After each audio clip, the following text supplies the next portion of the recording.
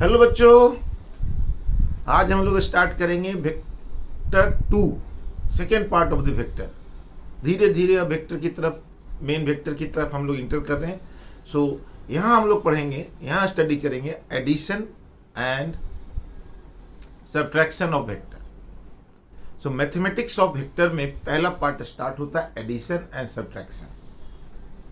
Angle between the vector हम लोग पिछले वीडियो में निकालना सीखे थे। अब देखिए एडिशन क्या होता है, what is this the process of adding.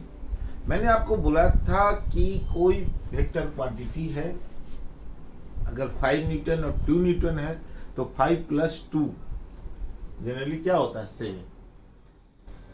लेकिन वेक्टर में 5 + 2 कुछ भी हो सकता है, 7 और 3 के बीच, मैक्सिमम 7 मिनिमम 3, यानी 5 + 2 4 भी हो सकता है।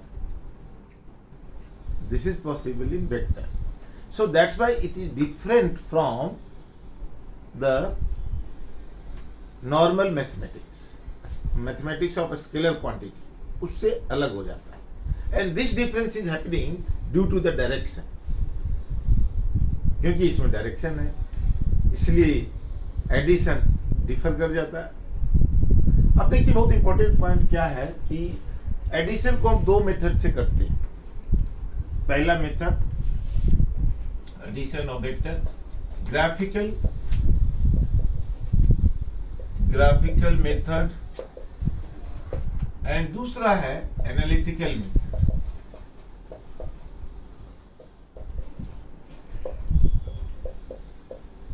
ग्राफिकल क्या बताता है आपको, व्हाट इज ग्राफिकल?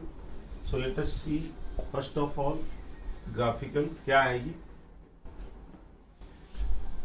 एडिशन में अगर हम देखें, पहले सिंपली एडिशन अगर हम करें तो ध्यान से देखिएगा। मान लो एक वेक्टर ए इधर है, ये इसका हेड टेल है, ये हेड है, हम लोग किए थे उस दिन। प्लस अनदर वेक्टर बी भी इधर ही है, सेम डायरेक्शन में, एक टेल है, ये हेड है। अब अगर ए का मैग्नीट्यूड 5 न्यूटन है और बी का मैग्नीट्यूड 3 न्यूटन है, तो ग्राफिकल मेथड में हम क्या करते हैं, a + b ऐड करेंगे दोनों को, equal to r। This is resultant. ये r को बोलते हैं रिजल्टेंट। रिजल्टेंट क्या है? दो वेक्टर का, 2 या 2 से ज्यादा वेक्टर का जो सिंगल वेक्टर आएगा, equivalent vector, that is called resultant. मतलब जो इफेक्ट सारे वेक्टर को मिलकर के होगा, वही इफेक्ट रिजल्टेंट, अकेला रिजल्टेंट का होगा। सो आर रिजल्टेंट वेक्टर है, ये आपने देखा।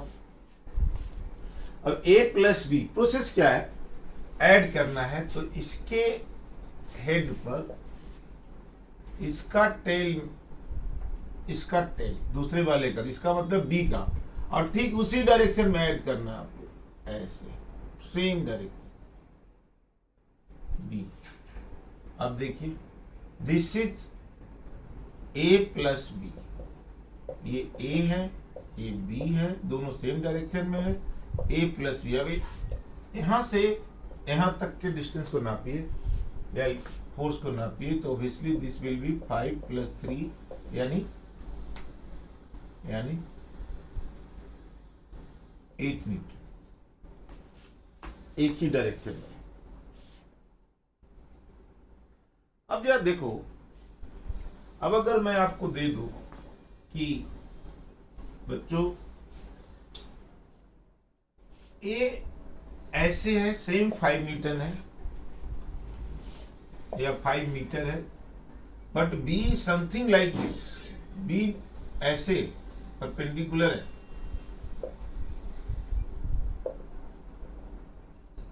और ए ऐसे है, इसका मैग्नीट्यूड 5 है। अब इसका रिजल्टेंट क्या होगा? सो मैग्नीट्यूड ऑफ ए अगर आपको बोला जाए तो this will be 5, magnitude of B this will be equal to 3 newton. ध्यान से, अब इसको अगर हम ऐड करते हैं इन दोनों को, इसके हेड पर इसके टेल को रखें, इसके हेड पर ए के हेड पर बी के, उसी के पैरेलल ड्रॉ करेंगे, याद रखना, बी के रखें, ये ए हो गया, ये बी हो गया। अब इसके टेल को ये हेड में बदल देंगे, ऐसे ज्वाइन कर देंगे, तो ये हो जाएगा आपका, ये ए है, ये बी है, and this will be R. अब ऑब्वियस है, आपको लग रहा होगा कि ये आर का मैग्नीट्यूड क्या होगा, what is magnitude of R. तो मैग्नीट्यूड ऑब्वियस है, ये 90 डिग्री है तो राइट एंगल है। मान लो कुछ देर के लिए कि ए का मैग्नीट्यूड है ए, बी का मैग्नीट्यूड है बी, एंड आर का मैग्नीट्यूड है आर, ये मान लो। देखो, तो राइट एंगल ट्रायंगल है, आप जानेंगे R square equal to simply हो जाएगा A square plus B square, ये वैल्यू। तो ए अगर 3 है और 5 है, तो आर स्क्वायर इक्वल टू आ जाएगा 3 square plus 5 square, so R equal to 9 और प्लस 25 कितना, 34, रूट 34 यानी 6 से कम, तो 5.8 के आसपास। यानी जो रिजल्टेंट आया, आप जरा ध्यान से देखो, आर का जो वैल्यू आया a प्लस बी, इस बार a प्लस बी, इस कंडीशन में जो हमारा a प्लस बी आया उसका मैग्नीट्यूड 5.8 आ गया। उस बार कितना आया था, 8 प्लस 5 30, यानी 5 newton plus 8 newton is equal to not 13 नहीं है इस बार है 5.8। तो बराबर नहीं हुआ, सिंपली जोड़ नहीं दिया आपने, 5 प्लस 8 13, सिंपली नहीं जोड़ दिया, ठीक है। सो दिस इज द केस, मतलब कोई जरूरी नहीं है कि 5 प्लस 8 हो, लेकिन अगर आपका वैल्यू ये है परपेंडिकुलर ले लिया, वन ऑफ द केस, अगर आपको इस तरह से हो, मान लो कुछ देर के लिए ए ऐसे है लेकिन बी ऐसे है, जस्ट अपोजिट, और ये है बी, ये है ए, मैग्नीट्यूड तो आप जानते ही हो। तो इसके हेड पर रिजल्टेंट क्या होगा, रिजल्टेंट इज इक्वल टू इसके हेड पर इसके टेल को रखो, तो ये आ जाएगा यहां पर, and this will B how much, 3 Newton. तो ये फाइनल आ गया आपका, ये जो वैल्यू आया दिस इज फाइनल। हमने क्या किया, ध्यान से देखिए, आर क्या करेंगे, इसके टेल को इसके हेड से मिला देंगे, सो दिस विल बी, ये जो आपका आएगा यहां से, तो ये है आपका आर, एक मिनट रुको, देखो बच्चों, ये ए है ऐसे, इसके हेड पर इसके टेल को हम रखेंगे, तो ये यहां आ जाएगा ऐसे, ये हो जाएगा रिजल्टेंट इतना। So this is resultant, and resultant will be equal to how much this time, 8 minus 3 equal to 5। So जरा देखिए, मतलब जो रिजल्टेंट a प्लस बी है, depending on the angle, resultant r is equal to a plus B का जो value है वो angle पर डिपेंड करता है। अगर दोनों वेक्टर सेम डायरेक्शन में हो तो सिंपली ऐड कर दो, 5 प्लस 3, अपोजिट डायरेक्शन में हो तो माइनस कर दो, यानी 5 प्लस, सॉरी ये कितना था, कितना हम लोगों ने लिए थे, 5 प्लस 3, 5 था ये, तो सॉरी ये 5 माइनस 3 कर दो बच्चों, so this is 5 minus 3 is equal to 2 Newton, यानी 5 प्लस 3 and 5 minus 3, तो एन मैक्सिमम हो जाएगा R maximum is equal to 5 plus 3 8, R minimum 5 minus 3 2। So value of R, अब 2 और 8 के बीच में value of R must be between 2 and 8, 2 and 8 के बीच में होना चाहिए।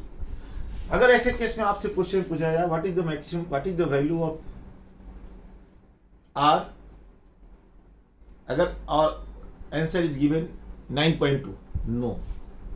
इस केस में अगर वन ऑफ द वेक्टर 5 है, अनदर वेक्टर 3 है, तो किसी भी केस में आर का वैल्यू 9.2 नहीं हो सकता, 8 से ज्यादा नहीं हो सकता। अगर कोई पूछे 1.8, this is also not possible. So addition of two vector will give the result between maximum sum of the two vector and minimum difference of the two vector, उसके बीच में ही आ सकता। That is the maximum value and minimum value आप निकाल सकते हैं। अब देखिए, मान लो कुछ देर के लिए आपसे पूछा जाए, क्वेश्चन दिया जाए कि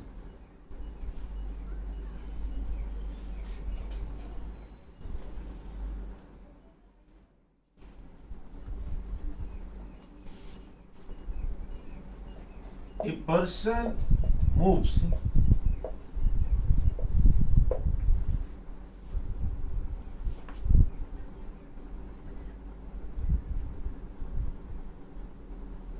ten meter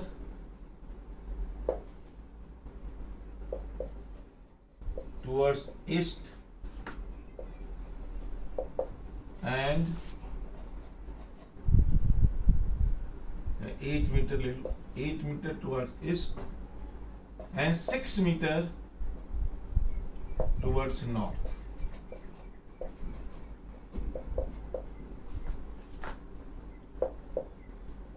Find displacement of person। Simple पहले ले ले डेफिनेशन को समझने के लिए। Displacement of person graphical method से बनाना है आपको। क्या करेंगे, सिंपल है, ईस्ट गया, कितना गया 8 मीटर, फिर कितना गया 6 मीटर टुवर्ड्स नॉर्थ गया। अब इन दोनों को मिला दो तो ये हो जाएगा आपका डिस्प्लेसमेंट रिजल्टेंट आर। एंगल पूछेगा तो एंगल निकाल देंगे। मैग्नीट्यूड क्या होगा, magnitude of R is equal to 8 square plus 6 square यानी 10 मीटर। एंगल पूछेगा तो यहां से निकाल देंगे, tan theta is equal to 6/8 मतलब 3/4, so theta is 37 degree. So इधर ईस्ट है और इधर नॉर्थ है, आप ऐसे बना सकते। इधर देखिए इस डायरेक्शन में ऐसे।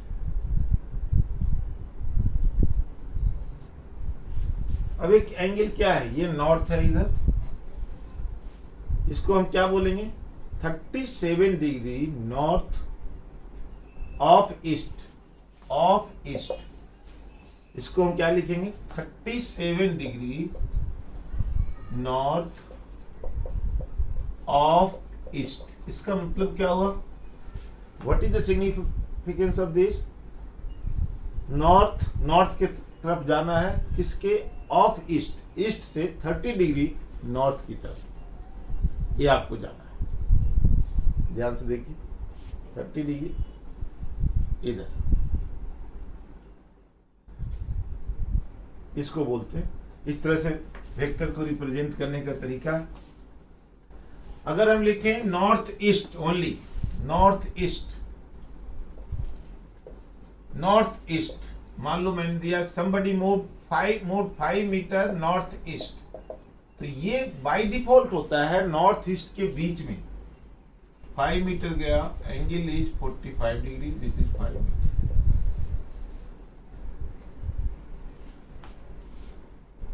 This is 580।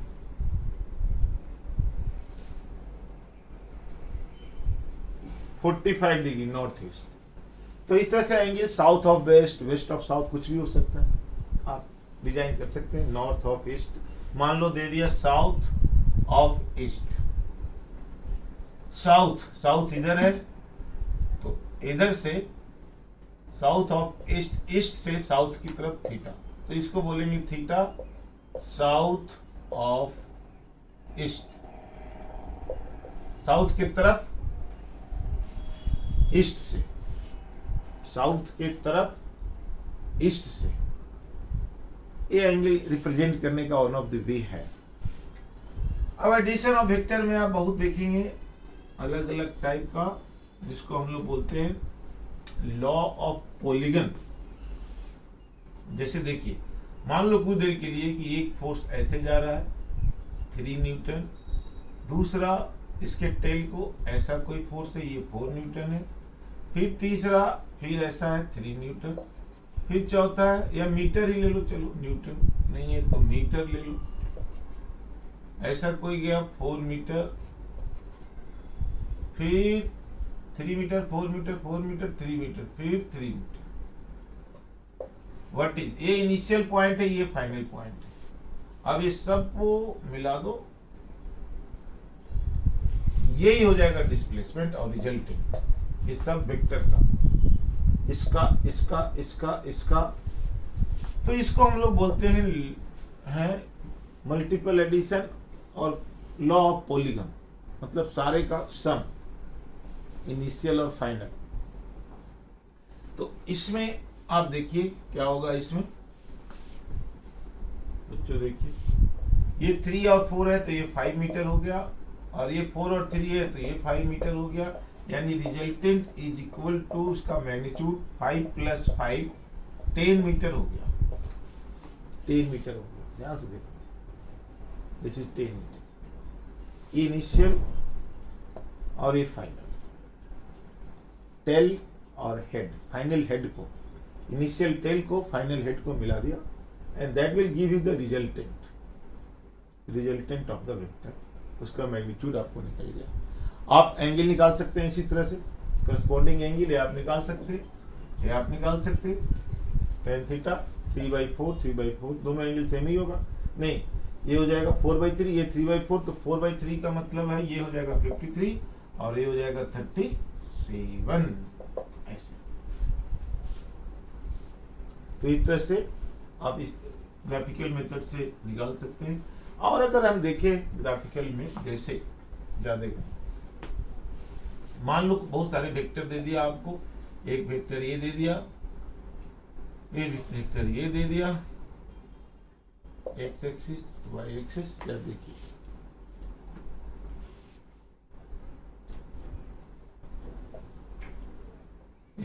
एक ओ ए है, ओ बी है, और दे दिया हमने एक ए भी दे दिया, मान लो ओ सी।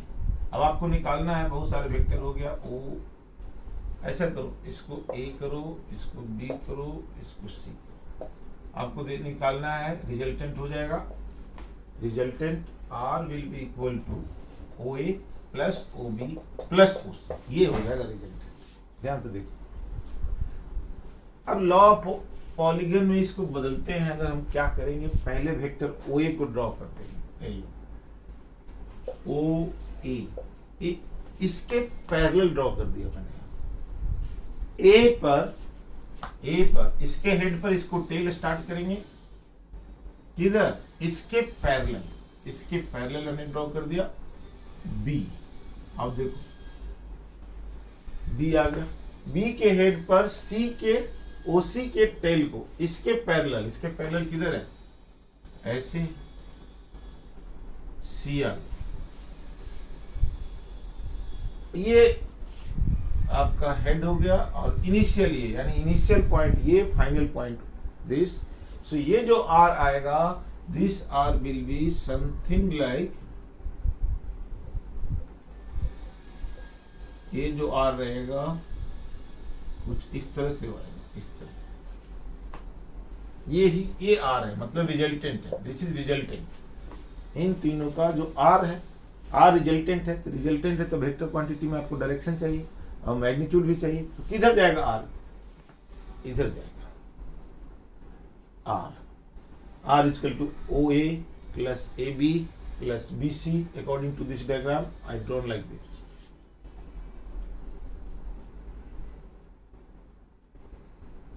ठीक है,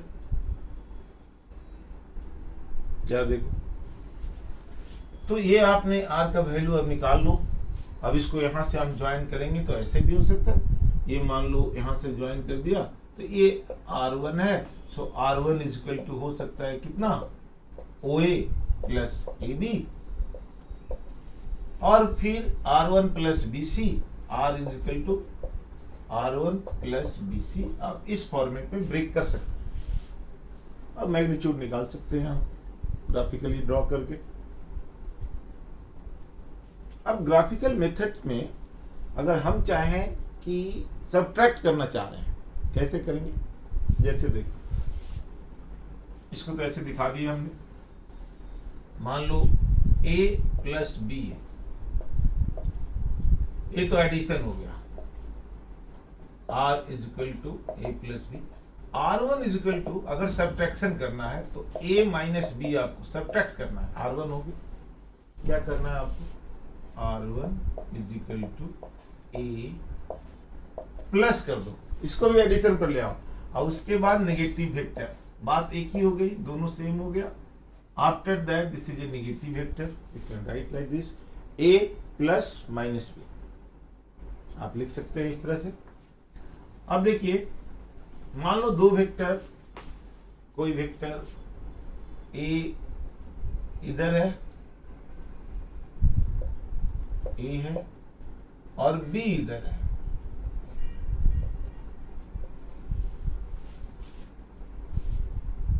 ऐसे दिया हुआ है।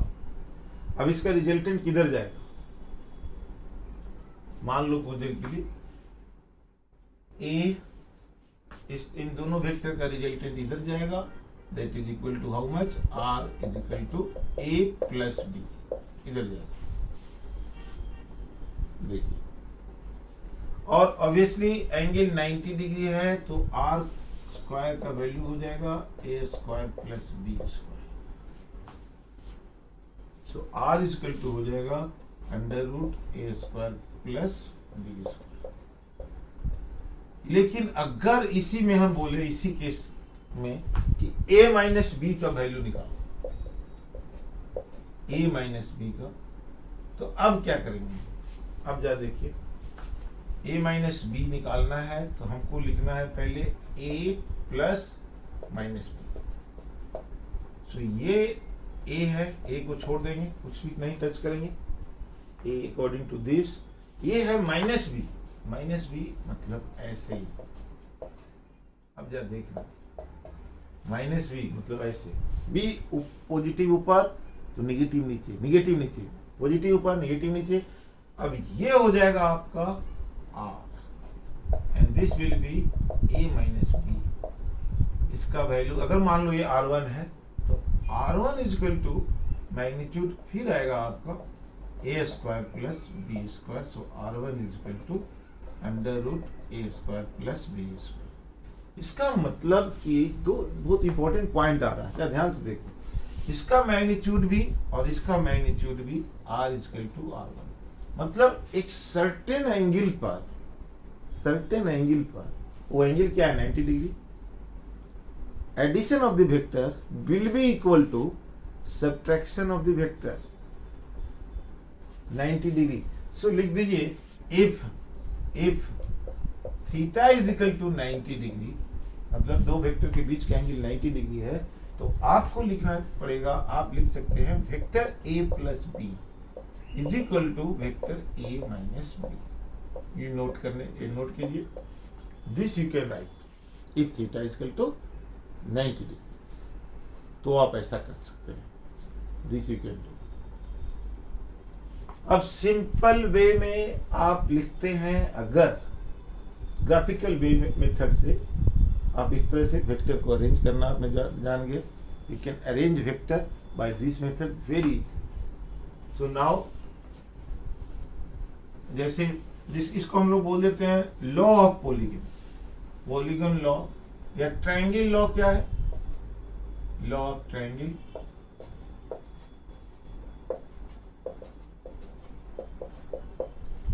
अगर एक वेक्टर किसी ट्रायंगल का वेक्टर ए आपका ये दिख रहा, यहां से वेक्टर बी ऐसे जा रहा है, देखिए ये जो रिजल्टेंट होगा ये रिजल्टेंट है वेक्टर आर का, और ए उसका एंगल है अल्फा, ए एंड बी। तो vector A plus vector B is equal to ये आर है, तो ये है आर, ए अल्फा है। मतलब अगर दो side, if two side of a vector of a triangle are vector, then third side will be its resultant.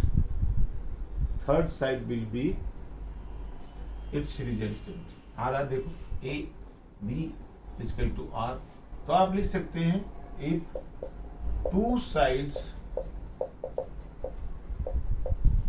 of a triangle are vector,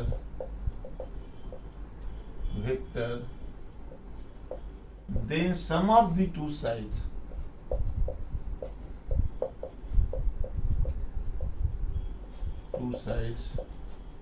are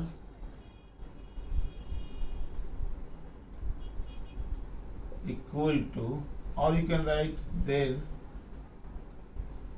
ऐसे लिख दो, then the third side will be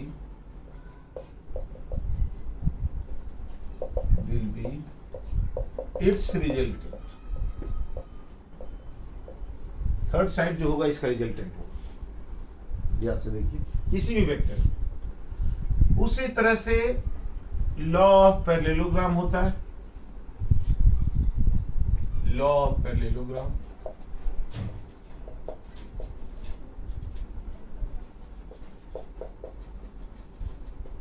क्या है? Parallelogram मतलब अगर एक side ए है, एक साइड ए है, ए वेक्टर ए है, वेक्टर बी है,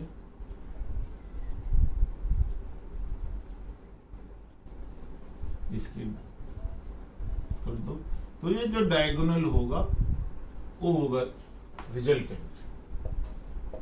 मतलब दोनों के बीच का एंगल अगर थीटा है, ये एंगल अल्फा है, तो क्या कंक्लूजन आ रहा है कि अगर दो vector A and B, parallelogram का दो साइड अगर दो वेक्टर है, देन इट्स डायगोनल जो बीच से जा रहा है that will B it's resultant. Simple सा बात ये है। तो स्टेटमेंट आप कैसे लिख सकते हैं? If two sides of two adjacent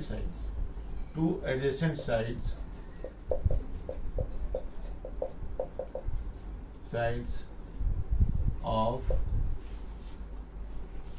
parallelogram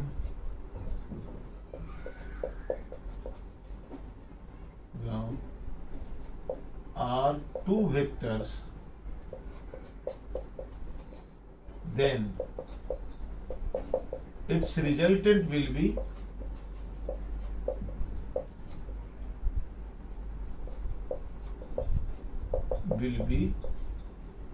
the diagonal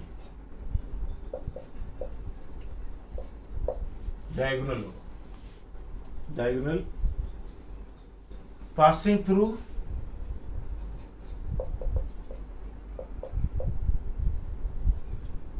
intersection of A and B, vector A and vector B दोनों के इंटरसेक्शन से पास हो रहा है।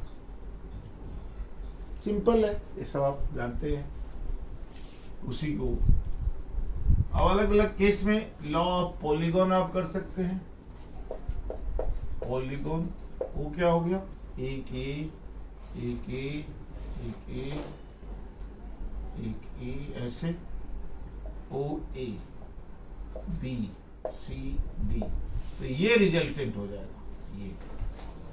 So resultant is equal to vector OA plus vector OA plus AB plus BC plus CD. This is the resultant. OA plus AB plus BC plus CD. Simple है. Law triangle देखा, law parallelogram देखा, law polygon देखा. These all are very simple. अब देखिए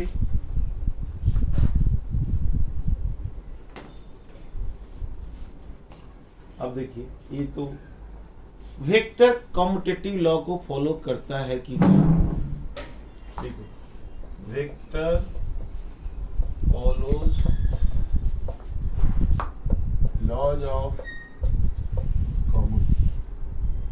follows commutative law. Commutative का मतलब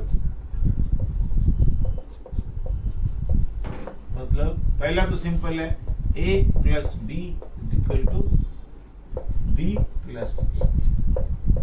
कोई दिक्कत नहीं है. a plus B equal to B plus A, कोई प्रॉब्लम नहीं. इट फॉलोज सिंपली वही होगा, a plus B equal to B plus A. अब देखिए जैसे मान लो कोई वेक्टर a ऐसे है और वेक्टर b ऐसे बना दिया मैंने, तो वेक्टर a प्लस बी कैसे होगा. वेक्टर a के हेड पर b का टेल डाल दो और ये हो जाएगा रिजल्टेंट. ये हो जाएगा r या a प्लस बी. अब वेक्टर b को, इसको अगर हम लें b प्लस एक वाले को, तो वेक्टर b को पहले लिखेंगे ऐसे ही और उस पर हम क्या करेंगे, b के हेड पर a के टेल को रखेंगे. b के हेड पर a के टेल को रखेंगे तो ये ऐसे होगा और इन दोनों को मिला दो यहाँ पर. ये हो गया a प्लस बी. देखो दोनों पैरेलल है. ए और ए मैग्नीट्यूड सेम और डायरेक्शन भी सेम. डायरेक्शन पैरेलल मतलब सेम. सो ये आपको आ रहा है a plus B equal to. Similarly आप प्रूव कर सकते हैं अगर a plus B plus C, अगर ये ऐसा है, this you can prove vector a plus vector b plus vector c. This way you can prove. इसको उसी तरह से कोई 3 वेक्टर लेकर के आप इसको एनालाइज कर सकते हैं. तो ये था vector addition subtraction by graphical method. अब हम लोग करेंगे एनालिटिकल मेथड से. उसके लिए मैग्नीट्यूड निकालेंगे, फार्मूला डिराइव करेंगे. सो let us do another method is analytical method.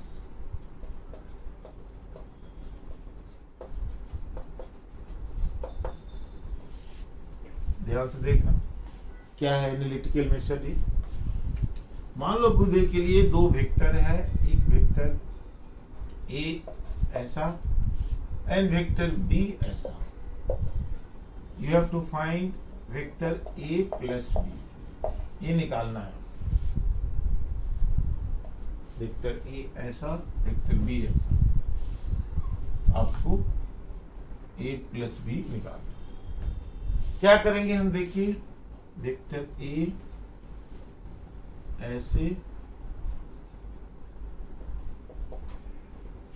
अब इसके हेड पर इसका टेल रखेंगे b का, लेकिन एक इसके हेड पर इसके पैरेलल लाइन ड्रॉ कर देंगे.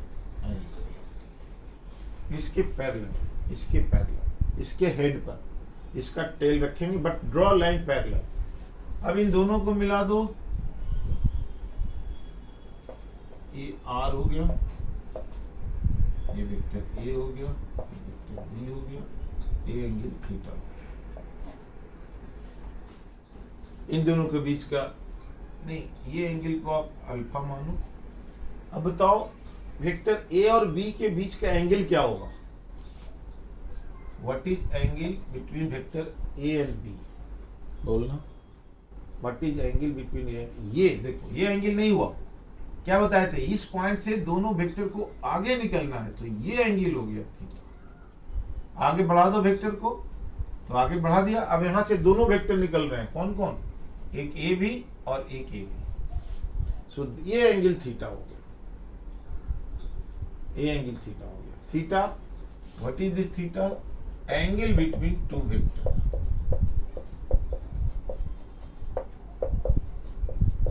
एंगल बिटवीन टू वेक्टर, ये थीटा आपका हो गया। तो अब ये ए है, ये बी है, ए आर है। अब सबका वैल्यू अगर ले, अगर मैं आपको बताऊं कि magnitude of A is equal to A magnitude of B, अगर हम बी मान लेते मैग्नीट्यूड ऑफ आर,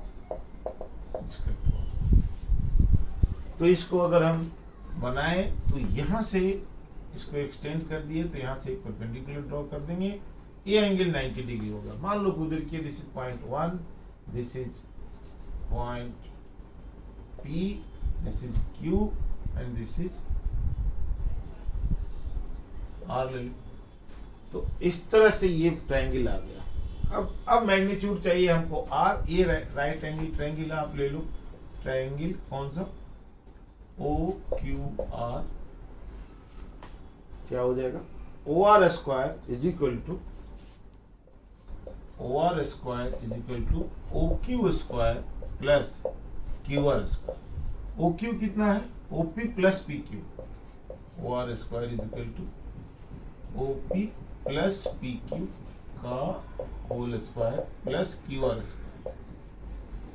अब जरा देखिए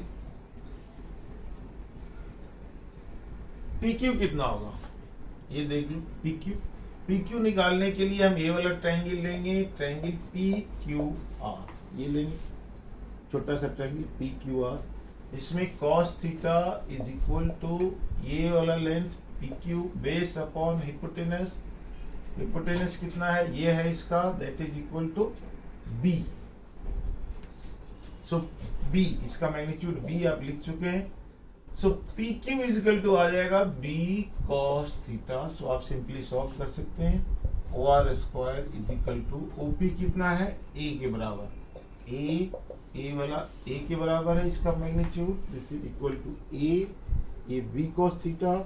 और उसी तरह से इसको निकालिएगा तो ये आ जाएगा आपका R sin theta. So OR square is equal to आ गया A plus B cos theta का होल स्क्वायर, और QR उसी तरह से ट्रायंगल से निकालेंगे तो इसका लेंथ आ जाएगा R sin theta. So that is R sin theta का whole square. So OR square will be equal to A square plus B square cos square theta plus 2AB cos theta plus R square, sorry not R, it is B sin theta. B, A B है, R नहीं है, तो इसको आप कर दो B, तो ये आ जाएगा B square sine square theta, ये आपका this will come. So OR square आपका आ रहा है, कितना आ रहा है देखिए, what is OR square is equal to A square plus B square, common ले लो cos square theta plus sine square theta, इन दोनों को कॉमन ले लो, प्लस 2AB cos थीटा,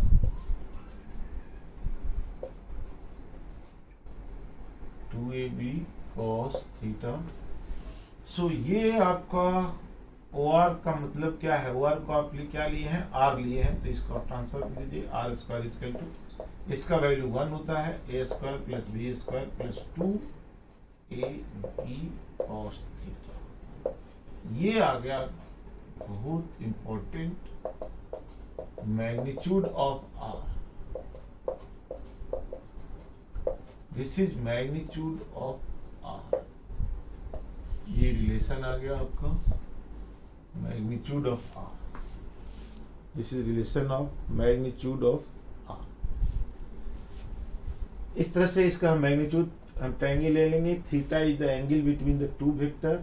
अब अगर आपको अल्फा निकालना है कि जो रिजल्टेंट है, वो रिजल्टेंट जो वेक्टर है वो वेक्टर ए से कितना एंगल बना रहा है, या ध्यान से देखिएगा। अब मैं आपको अगर इसको करूं एंगल निकालूं तो ऑब्वियस है, इस ट्रायंगल को ले लो, ट्रायंगल ओ क्यू आर, बड़े बड़े ट्रायंगल को ले लो ओ क्यू आर, तो क्या हो जाएगा tan alpha is equal to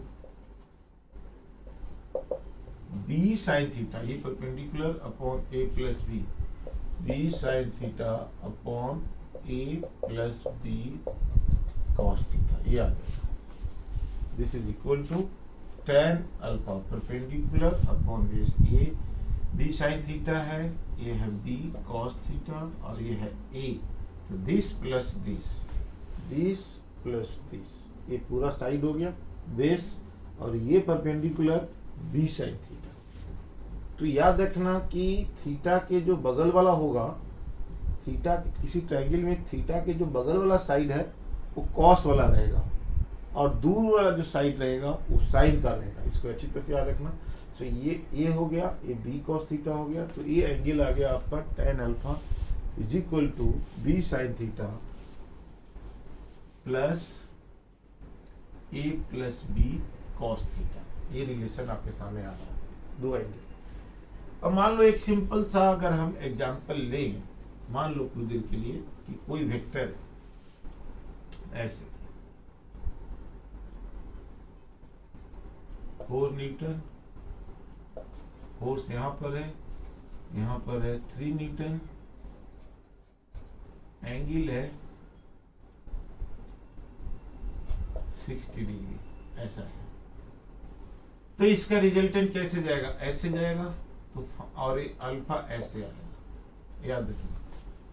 ठीक है, आपसे पूछा फाइंड आर एंड अल्फा, क्या सिंपल सा बात है, आप निकाल देंगे R square is equal to A square plus B square plus 2ab cos theta.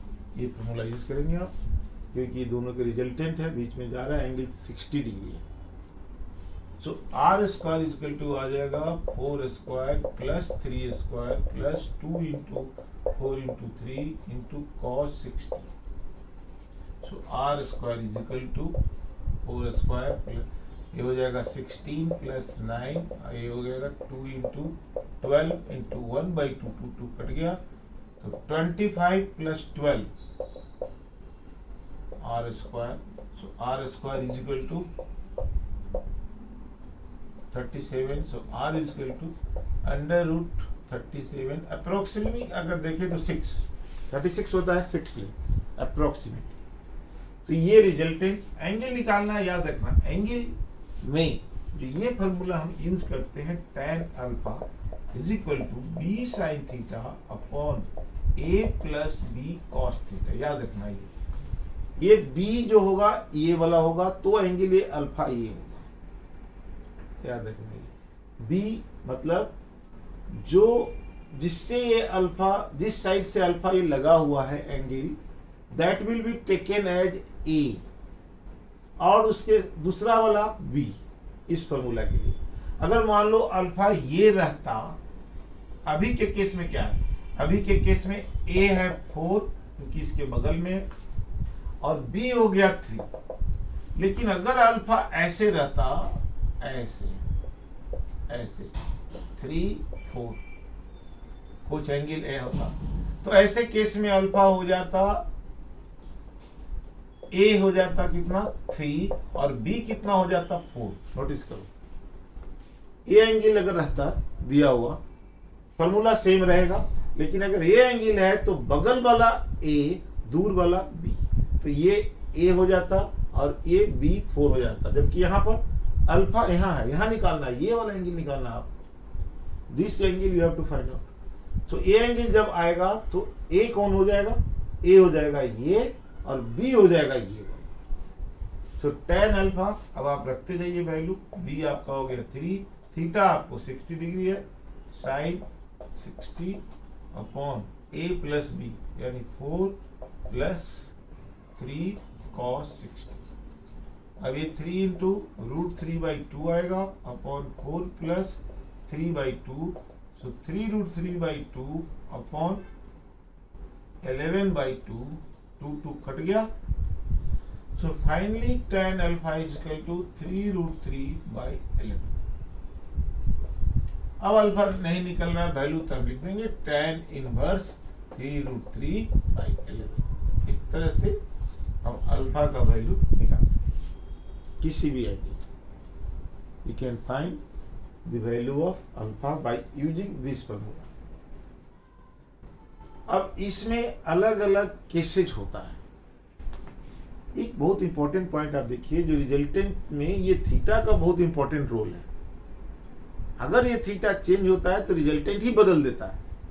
जैसे इसके लिए अलग अलग केस देखिए. क्या केस है देखिए. केस 1,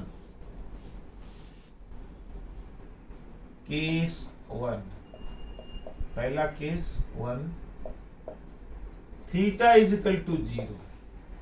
इसमें रखिए इस फॉर्मूला में थीटा इज इक्वल टू 0 का मतलब r square is equal to a square plus b square plus 2ab cos 0. इसका मतलब क्या हुआ. थीटा 0 का मतलब दोनों वेक्टर जो है वो एक ही लाइन में है. ये वेक्टर a है तो ये वेक्टर b है. इस केस में थीटा 0 होता है. So r square is equal to आ जाएगा आपका कितना, a square plus b square plus 2ab. So r square is equal to a plus b का whole square. So simply r is equal to a plus b, यानी magnitude को simply जोड़ दो.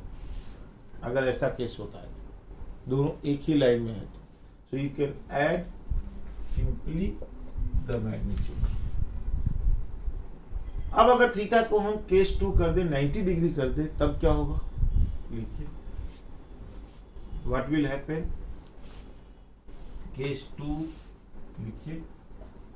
Case 2 when theta is equal to 90 degree क्या हो जाएगा. r square is equal to a square plus b square plus 2ab cos 90. ये क्या बताना चाह रहा है. एक वेक्टर अगर a इधर है तो b इधर है और दोनों के बीच का जो एंगल है वो 90 डिग्री है. और इसको यहां से यहां मिला दो तो ये r हो जाएगा और एक अल्फा हो जाएगा resultant. So r square equal to कितना हो जाएगा. a square plus b square plus 2ab cos 90 0 होता है into 0. So r equal to आ जाएगा under root a square plus b square. Simply जैसे मैग्नीट्यूड निकालते हैं. और tan अल्फा निकालना है. ये a है तो b है तो आपको इसमें कुछ करना ही नहीं. tan alpha is equal to b/a. सीधा a वाला अपॉन ये वाला. उस फॉर्मूला पर भी रखोगे तो आ जाएगा. tan alpha is equal to क्या फॉर्मूला है बोलिए. b sin theta upon a plus b cos theta. और थीटा 90 रख दो. Put theta 90. तो tan alpha is equal to हो जाएगा b sin 90 upon a plus b cos 90. cos 90 0 होता है तो ये वाला टर्म 0 हो गया और sin 91. So tan alpha is equal to simply b/a आ गया. सेम. तो इसमें बच्चों अभी और 3-4 केसेज हैं एनालिटिकल मेथड में, वो हम लोग करेंगे अगले क्लास में करेंगे, अगले वीडियो में करेंगे. आप इसको बहुत कंसाइज वे में पढ़ना और किसी भी तरह का डाउट हो, कोई भी problem, please please please please हमको इन्फॉर्म जरूर करना और उसको क्लैरिफाई करना. कहीं भी किसी भी लेवल का क्वेश्चन हो, कुछ भी डाउट हो, आपको डेफिनेटली हमसे पूछना है. You can call me, you can WhatsApp me, whatever media you can get, you can ask question. Thank you very much. पढ़ते रहिए, मेहनत करते रहिए पूरी तरह से. Thank you.